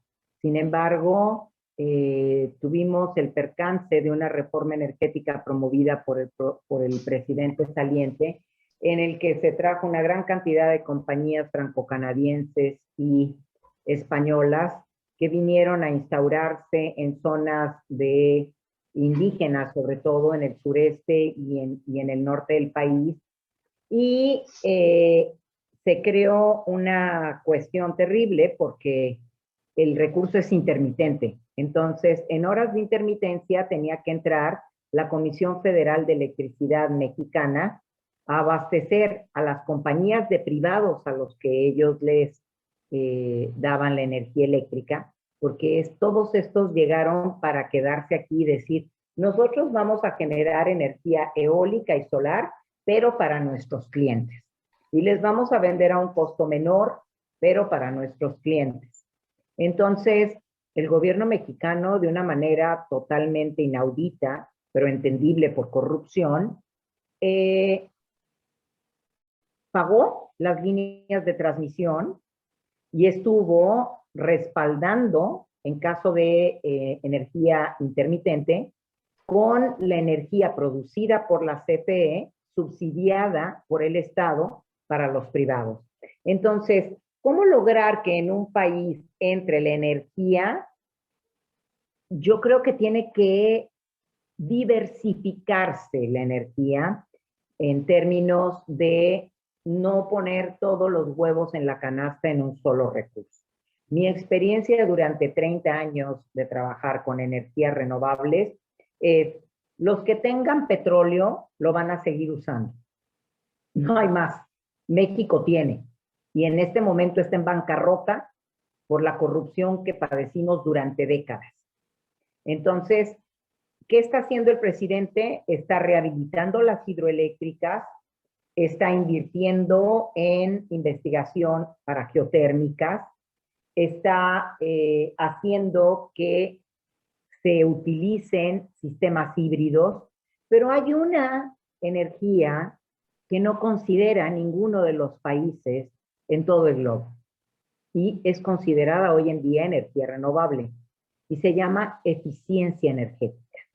Es decir, si nosotros hiciéramos programas educativos de eficiencia energética en el sector doméstico, industrial y demás, podríamos tener una eficiencia que el ahorro llegara hasta en un 50% y eso sería una total reducción de emisiones de gases de efecto invernadero. Ahora, en términos de energías en sistemas unifamiliares, sí funcionan bien, porque tú puedes tener tu respaldo con tu compañía de electricidad, pero estar produciendo en tu casa con energía solar o eólica y tus excedentes se los puedes llegar a vender a tu compañía de energía. Y puedes tener todos tus electrodomésticos sin ningún problema, que no sean de gas, sino que sean y utilicen energía solar. Por ejemplo, esto ayuda al capital. Ante el cambio climático, con la elevación de las temperaturas, se están vendiendo por año una cantidad inimaginable de gas, de aires acondicionados para las casas. Que lo que va a hacer es supuestamente dar confort a la gente, pero va a elevar mucho más la huella ecológica y las emisiones de gases de efecto invernadero. Entonces, ¿qué está haciendo la iniciativa privada? Pues ya está creando aires acondicionados solares. Entonces, yo creo que sí se puede hacer una promoción de energías renovables diversificada, y me parece que hay que multidiversificar las fuentes de energía en un país, no dejarlas exclusivamente a las renovables, porque si países como Alemania, que hicieron un plan a 25 años para sustituir totalmente las convencionales por renovables, tienen ya 2 años regresando al carbón. Y ellos son parte de los que han estado pugnando porque los países pobres como los nuestros, o en vías de desarrollo, como nos quieren decir, limitemos nuestras emisiones de gases de efecto invernadero. La otra pregunta que comentó alguien ahí, o más bien no fue pregunta, sino fue una aseveración y en la cual no estoy de acuerdo, es que dicen que el modelo económico no resuelve, que es una cuestión de ética. Es que la ética tiene que ver con el modelo económico, y el modelo económico sí resuelve, porque dar un sistema de equidad y de justicia tiene que ver con la ética definitivamente. Entonces, yo insisto en que el sistema económico, mientras siga planteándose con un crecimiento ilimitado en la economía, bajo una biosfera de recursos naturales limitado, nos va a llevar a todos a crear nuestra propia tumba. Bien. Desde el YouTube preguntan, Camila Mailén Díaz dice, pensando a la naturaleza como sujeto de derecho, ¿no deberíamos entonces ver hacia atrás la historia de los pueblos originarios en cuanto a su lucha por la defensa de los territorios? Y Claudia Pacho dice, excelente exposición, un placer escucharla, muy buenas propuestas para repensar y reformular el paradigma actual. ¿Quieres responderle a Camila la pregunta que hice recién? Y definitivamente eso nos queda claro a todos en el planeta. Las comunidades y los pueblos indígenas son los que han permitido que no hayamos exterminado el otro 40% de la biodiversidad que no hemos extinguido. Eso está clarísimo.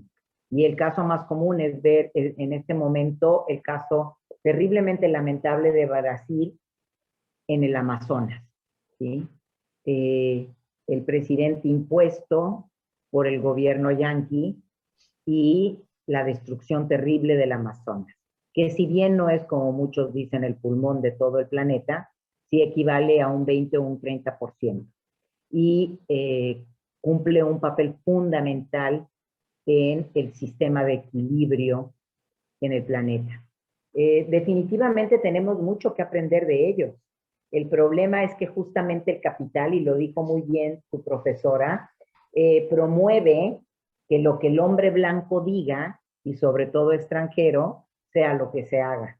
Aquí en México a eso le llamamos malinchismo, porque existía, y se cuenta una leyenda que estoy segura de que no existió, pero bueno, se dice que una indígena llamada la Malinche fue la que traicionó a su pueblo indígena enamorándose de uno de los conquistadores españoles, que fue Hernán Cortés. Y en México decimos, cuando la gente opina todo como los yanquis o como el modelo capitalista, pues que somos unos malinchistas.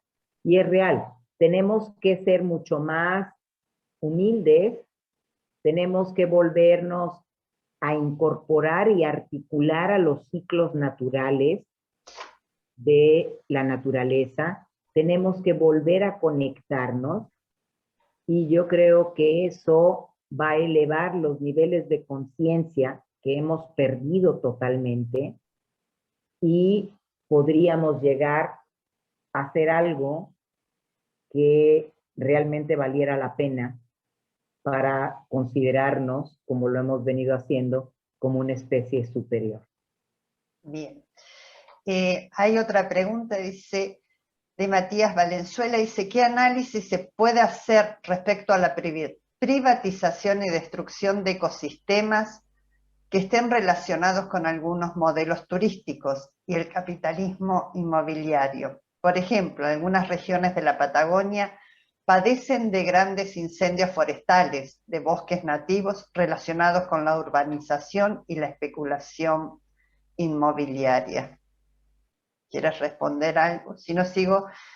Corina plantea, dice, gracias Ana, comparto esta reflexión. Las conductas individuales, sin embargo, tienen un alcance limitado cuando se trata de cuestiones sociales, simplemente porque la sociedad es más que la suma de sus integrantes. Las conductas individuales pueden ayudar a la reflexión sobre los problemas, pero no necesariamente a superarlos, ya que se trata de líneas de causalidad y escalas de acción diferentes. Es más probable que la persona que deja de tirar papelitos en el suelo se indigne cuando otras personas arrojan tóxicos a los ríos, pero para impedir que lo hagan tendrán que apelar a alguna forma de acción ciudadana. Brailovsky, año 2014. Desde el YouTube, canal de YouTube, plantea Daniela Ñancufil. Muchas gracias, Ana, por sus respuestas. Excelente conversatorio. Bueno, dan los agradecimientos. Sí, estaba buscando si había más preguntas. ¿Quiere responder el Pues tema mira, de territorio? Y ya vamos cerrando. La primera pregunta es sobre el análisis que se puede hacer respecto a la privatización y destrucción de los ecosistemas en términos de modelos turísticos y capital inmobiliario. No sería yo la persona ideal para decirles, pero estoy segura de que Lilia Sizumbo, que es una de las personas con las que he trabajado y que es totalmente enfocada al turismo, podría hablar sobre los modelos económicos, políticos y sociales con respecto a la destrucción de los ecosistemas.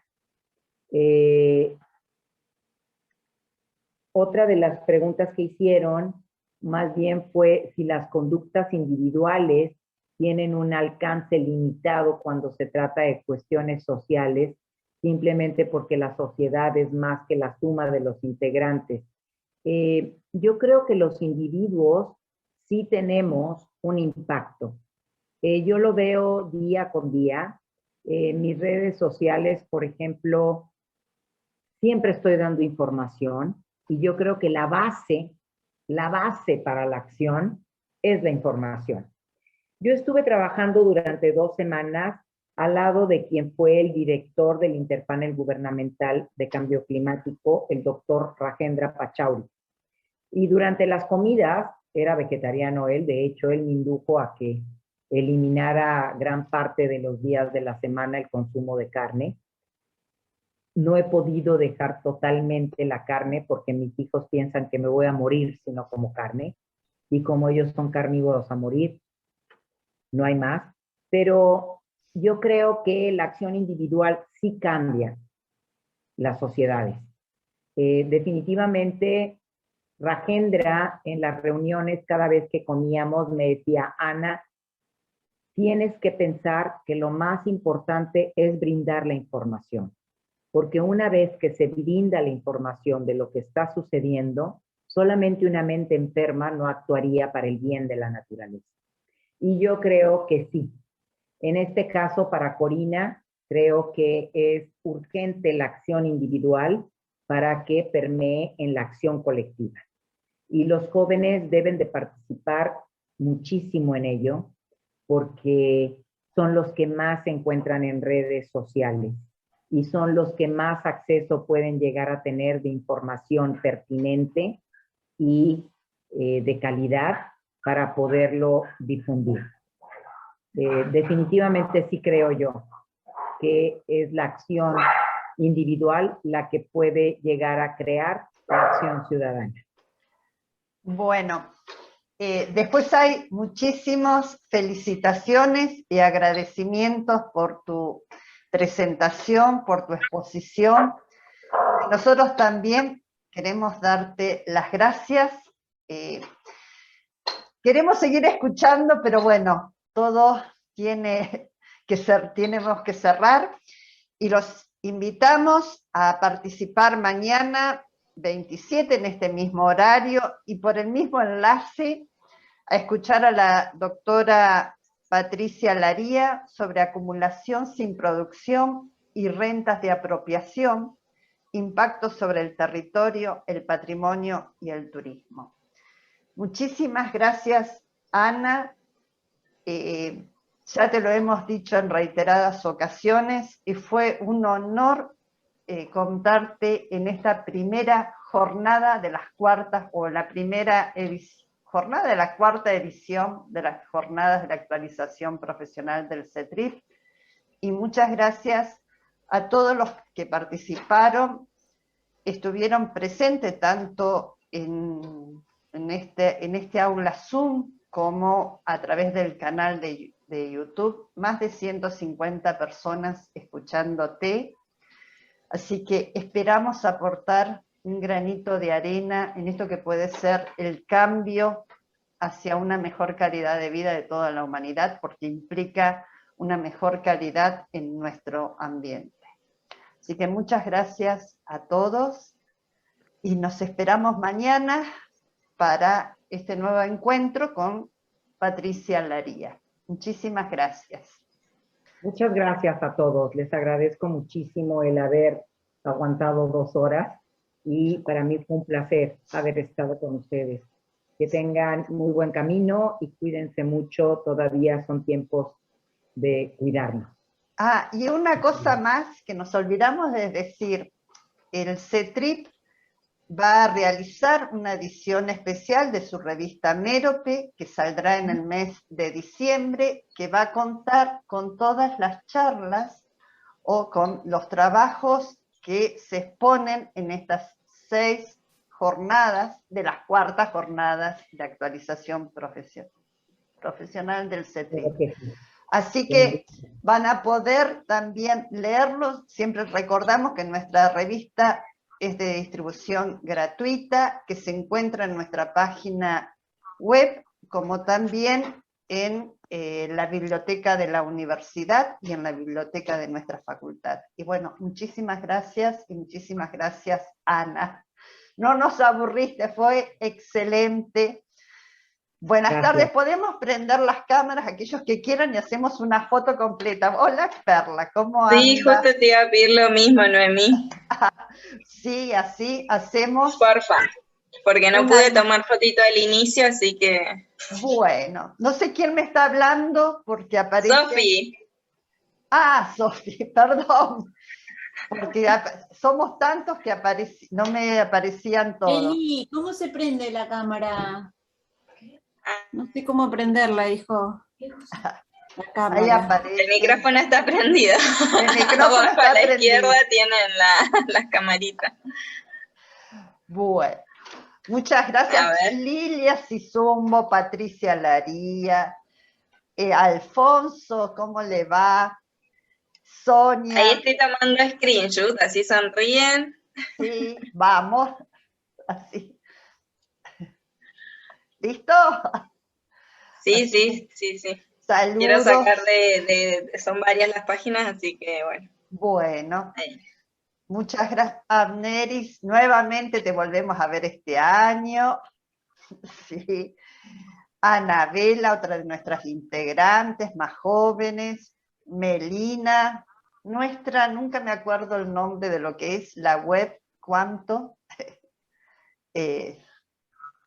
Marisa. Yo voy leyendo los que van apareciendo, porque son tantas las personas que están en el chat, pero bueno, muchas gracias y esperamos verlos mañana y que les haya gustado, y bueno, la responsabilidad va a caer en vos, Patricia, mañana en la charla.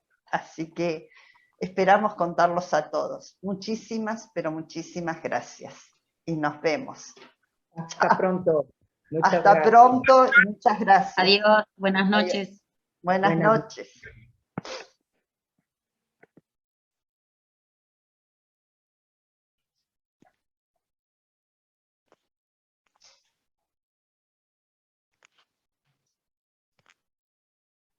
Ay, no puedo salir. ¿Cómo se sale?